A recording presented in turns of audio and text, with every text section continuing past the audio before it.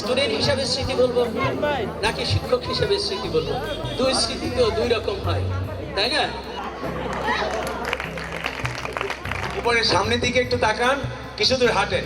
তো ওনাকে একদিন দেখেছিলাম ফয়জুন্নেস হলের সামনে হাঁটাহাঁটি করছেন। তো আমরা হঠাৎ স্যারকে ভয় দেখানোর জন্য বললাম, স্যার ওই প্রান্তিকের দিক থেকে দৌড়ে আসছে। বলে দৌড়াচ্ছ কেন? বললাম স্যার ওখানে সাপ আছে। তুমি বলে তাড়াতাড়ি দেখো তো এখানে কোথাও আছে নাকি সাপ। সে প্রথমে বলতে গেলে প্রথম দিন যেদিন আমার ক্লাস শুরু হয় সেদিনকার দিনটার কথা তো একদমই বলার নয়। কি যে ভালো লাগছে সবাইকে দেখে। প্রথমে পরিচয়, কেউ বলছে আমাকে নিয়ে টানা হেসরা করে, বলে কি যে তোমাকে আমার রুমমেট করব। আসলে এই ইউনিভার্সিটিতে আমি রাজনৈতিক ব্যক্তিত্ব ছিলাম। ফয়জুন্নেসা হলটার দিকে তাকাই থাকতে তো বেশি, এই জন্য ব্যক্তিগত ইমেজটা ঠিক রাখতে হতো, কারণ প্রেম নিবেদন করা যেত।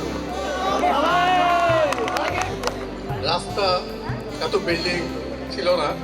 ছেলেদের মধ্যে মীর মোশাররফ হোসেন হল, এটাকে 2 নম্বর হল নামে সবাই চিনত। আর ওদিকে আলবেরুনি হল, এই দুইটা হলই মেনলি ছিল ছেলেদের। শ্রদ্ধেয় শিক্ষক সলিমুল্লাহ খান, নাসিম আক্তার ম্যাম, তারপর অনেকগুলো, তারপর হচ্ছে শামসুল আলম সেলিম স্যার, নঈম সুলতান। স্যাররা যেটা বলবে তার উল্টাটাই আমরা করব। কারণ প্রতিবারই আমরা যতবার আমাদের ফাইনাল এক্সাম হয়েছে আমরা একবারের জন্য ঠিক ডেট মতো পরীক্ষা দিয়ে নিই। তো ভুলক্রমে মানে আমাদের এই মেডিকেল ইয়েতে নিয়ে যাওয়ার পরে ওখানে হান্নান ভাই ছিলেন। হান্নান ভাই মিডফোর্ডে রেফার না করে হান্নান ভাই করলেন ঢাকা মেডিকেল কলেজে। আর ওইখানে রেফার করাতে ওইখানে কোনো ডাক্তার পরিচিত ছিল না।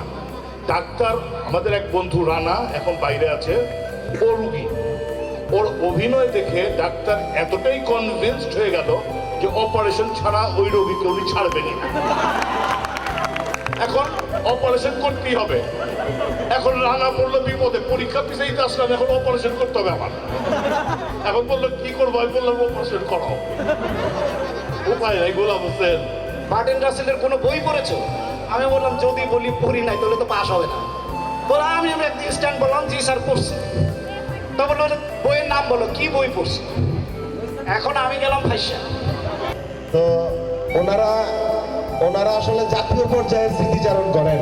একজন আশরাফ কায়সার, উনি বাংলাদেশ টেলিভিশনের একজন নামকরা টক শো পরিচালনা করেন এবং উনি অতিথি হিসাবে থাকেন। সামান্য একটু পায়েস দিল, ফিরনি দিল ফ্রিজ থেকে বের করে। না ম্যাডাম আমরা চা খেয়ে এসছি। তো কিছু না, নাস্তা, বসো বসো, একটু মুখে দিয়ে যাও। এই পথ চলার ক্ষেত্রে সব শিক্ষক এবং শিক্ষয়িত্রীবৃন্দ আমাকে অনেক সাহায্য সহযোগিতা করেছে এবং ছাত্রছাত্রী যারা রয়েছেন তারা আমার সাথে অনেক সহযোগিতা করছে এবং তাদের সাহায্য সহযোগিতা এবং এইভাবেই আমি আমার শিক্ষক জীবনকে এগিয়ে নিয়ে যাচ্ছি। আর সবাইকে ভালোবাসি বলেই আমি আমাকে ভালোবাসি। আর ভালোবাসাটা একটা ইন্টাগ্রেটেড হোল। মনে মনে একটা মেয়েকে পছন্দ করতাম কিন্তু কোনোদিনই বলতে পারি নাই। যেদিন র্যাগ ডে হয়, যেদিন র্যাগ ডে হয় সেদিন তার জন্য একটা কবিতা লিখে এনেছিলাম এবং একটা ছোট্ট নোটবুক নিয়ে এসেছিলাম। তাকে বললাম কবিতাটা দিলাম। কবিতাটা দেওয়ার পর সে পড়ে বলল তুমি কিছুদিন আগে বললে হতে। স্যার যখন ওই থিওরিতে পড়ানোর সময় আসলো, স্যার বললেন যে আগামী 3টা ক্লাস আমি তোমাদের সাথে নেব না, এইটা মান্নান ভাই বা মান্নান স্যার তোমাদের সাথে এই ক্লাসটা নেবেন। আমার বিরুদ্ধে যে অভিযোগটা এলো সেটা খণ্ডন করার জন্যই আমি এসেছি। মাটির মধ্যে হকি স্টিকটা বাড়ি দিচ্ছে আর বলতেছে ওই তোদের সাথে আমাদের মারামারি আছে, তুই দৌড় দে। এইরকম পরিবেশে আমরা জাহাঙ্গীরনগরে পড়াশোনা করছি। তো চারিদিক থেকে বেশ কিছু শিয়াল আমাকে, আমি মনে করলাম আমাকে ফলো করছে এবং তারা যাচ্ছে না। তা আমি ভয় পেয়ে গেলাম। তো ভয় পেয়ে এখন আমি কি করবো? আমি আমার এই স্লোগানটা উৎসর্গ করছি আমার 21 ব্যাচের বন্ধুদের, আর সাথে যার কারণে আসলে আমি এই কাজগুলো করতে পারি সেটা হচ্ছে আমার সহধর্মিনী, ইংরেজিতে যাকে বলে বেটার হাফ। যে সমস্ত ছোট ভাইরা কাজটা করেছে, আমার ব্যক্তিগত জীবন, সাংগঠনিক জীবন, রাজনৈতিক জীবন, আমার জীবনের সাথে মিলিয়ে দেখেছি আমার সরকার রাজনীতি পরিবারের সেসব ছোট ভাই বোনেরা সবচেয়ে বড় প্রাপ্য এবং ওরা আমাদের জাতি গঠনে দেশ গঠনে ওদের স্ব অবস্থান থেকে ভূমিকা রাখবে। গিয়ে দেখেন রুমটি ভেতর থেকে ভেজানো, আটকানো। তো জিজ্ঞেস করছে, নক করছে, ভেতর থেকে কোনো শব্দ হয় না। আবার নক করছে, ভেতর থেকে কোনো শব্দ হয় না।